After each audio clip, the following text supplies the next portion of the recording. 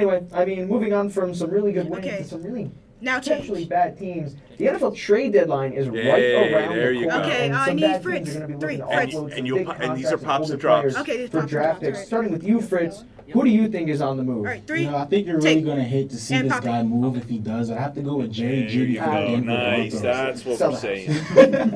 But look, man, this team just really doesn't have an identity at this point. The offense is really stagnant. Look, for Jerry Jeudy, for the season, 20 receptions, no touchdowns, 222 yards. That's not what you want to see out of somebody that you expect to be your number one receiver. I definitely think that he just needs a new change of scenery, maybe a new quarterback pairing, new offensive coordinator to get him some open, scheme him open. So definitely think the Broncos need to just do a full factory reset. Sell the house, sell everybody, get Jerry Jeudy out of there so you can get a competent quarterback. I like that idea. I really do. But Bally, who do you think is on the move? I gotta go with the Raiders' star wide receiver Devontae Adams. I mean, they just traded from last year. He's only a year into a contract that runs until I believe 2026. But the Raiders overall, they're just not a good football team without a good head coach and without a good quarterback. And he's disagreed with the way the team has been constructed, some coaching decisions, some play calling decisions. Overall, he's not happy. And the Raiders, they might be enticed. I mean, he's 30 years old now. They can get some young talent. They can get some pretty high draft picks for him still. So they might trade him. Yeah, absolutely. I mean, he's already been complaining about his role in the offense and how he's been underutilized. Which, if you're underutilized Devontae Adams, there's a problem with your play calling. Let's be real.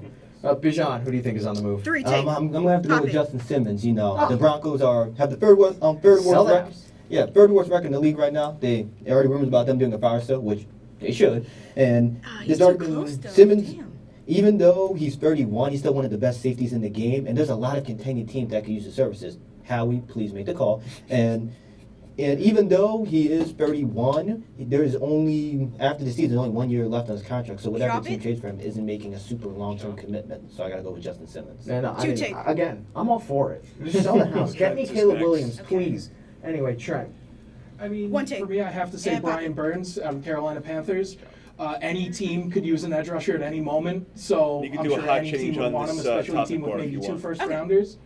But Carolina needs a first-round pick. They don't have one this year. They shipped off this year's to Chicago, and now they're struggling. They need to give Bryce Young some amount of help, so the best way to do that is to ship off Brian Burns somewhere else and make sure they could get him his talent. I agree. I mean, Brian Burns is a really good player, and a lot of teams could use his change services right now as we're heading into the middle of the season. Trent, sticking with you, the Detroit Lions have been incredible to start the year, to say the least. I want to ask, who do you think is responsible for the Lions' success this year? I mean, the answer is simple. Got to go for the top dog in the entire quarterback.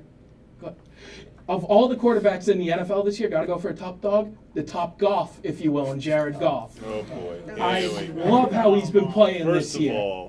Been fantastic. Limited turnovers, only 3 interceptions to 11 touchdowns, 105.1 passer rating, and overall just really been leading this team to victory. Yeah, no, I mean, Goff's been playing at an MVP level. Seriously. Fritz, who do you think Fritz? it's been? Yeah, I need Fritz. It's one thing that definitely complements a really great offense is a defense that can hold it down. And one person that's helping out with that is Aiden Hutchinson, Defensive Player of the Year. He's in the running for it. He's been having a great season. Out of only 6 games, 4.5 sacks and a pick. One of the best spin moves in the game right now. Watching him rush the passer is just amazing at this point. I think the Lions are really going to make some noise, and having Aiden Hutchinson in that defense is really going to help them win some close games after coming up. I agree. Aiden Hutchinson's been incredible since he burst out on the league last year. But Andrew, I gotta go with schedule-making gods. I mean, these guys, they've had a cakewalk of a schedule to start off the season, and it's gonna get gets easier as the season goes on. One more and we're out. I'm not a Lions hater, but I'm not a Lions believer either. I mean, the only relevant opponent they beat was the Chiefs, and they didn't have Travis Kelce, they didn't have Chris Jones, and Kadarius Toney dropped about 8 balls that game, so they probably would have won that game. Listen, this schedule's super easy. They can win 13, 14 games. I don't think that they win a wild card game or a divisional game, especially if you go against an opponent like the 49ers or the Eagles, where their offense is just going to completely overpower that defense.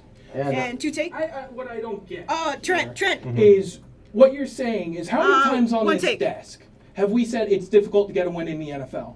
And just because when a team starts winning, you say, they have easy opponents, it means nothing. It doesn't matter. They're still getting quality wins.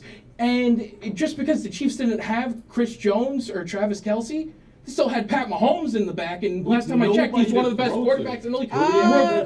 Two takes. One, I need a two shot. Tony. You just Kadarius Toney. The guy zoom out. Sure. Regardless, that doesn't mean they don't have a great defense on the other side. They have good players regardless. They still have a good offensive line. Listen, they play the Ravens this week. That's going to be a good test for them. Yeah, and they're going to beat them because Detroit might be one of the best teams in the league right now. I disagree.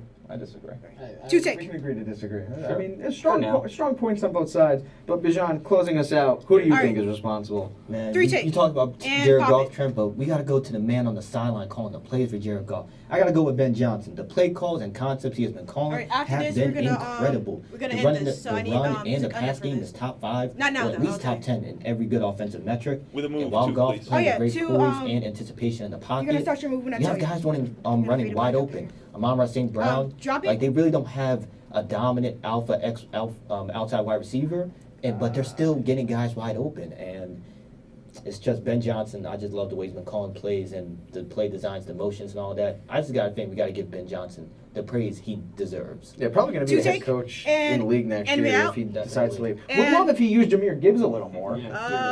Save my fantasy team, please. And no love for Dan Campbell is a little weird. But while the NFL is only in the middle of their season, the MLB is getting close to the finale of theirs. The MLB playoffs are up next on WP Ready Sports. to start your move?